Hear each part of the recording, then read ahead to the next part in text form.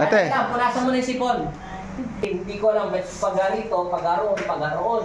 Hindi ko alam, baka may crack yan. Kaya hindi ko papakalaman yan. Okay, huwag mo muna. Ayaw mo, pag walang crack yan, madali ko lang balik yan. Tayo, lakaw. Bili tayo. Doon. Aral. Sige. Ayan, ano pinagkaiba? Okay, lakad na. Hindi daw nakakatayo yan kanina. Kasi talong sa dakon yan. Hindi ka matatalusan. Sinabi ko nga sa iyo sabaw, mawawala yun. Oo. Okay, lakad doon, tapos upo ka doon. Antayin mo yung sabaw, pag huminto na yung sabaw, hanggang saan na lang yung sabaw na ilalabas. Ipapuin mo na siya dyan. Kanina hindi makatayo. Ayusin mo buwan, hawakan Hirap. ka dumustos. Aral.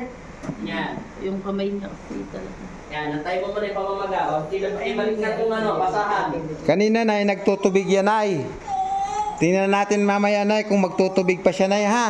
After ano yan ay, 50 minutes ba? Mataas na yung pamo na ganun mo nga na yun. Natataas na nga. O, natatanong pala. Hindi niya naangat yan? Hindi natataas na. O, hindi niya, o. O, di ba natataas niya na?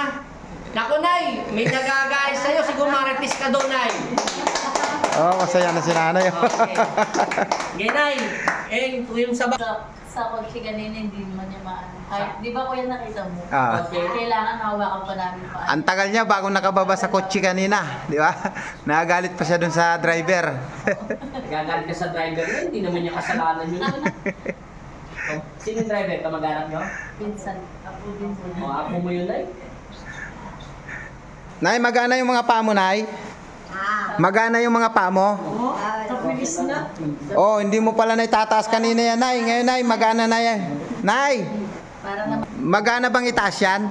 Yung mga paa mo, magana? Magana? Mayan na lang ano, mayan. May latilan eh. May latilan. Yan, lumit daw. May latilan. Yan. Ready na kayo mga guys? Madya. Ready na rin ako. Yan, nagyayabang na daw si nanay. Nay! Bye-bye! Tayo sa singaw. Gumaan yung pakiramdam mo, Nay? Gumaan pakiramdam mo?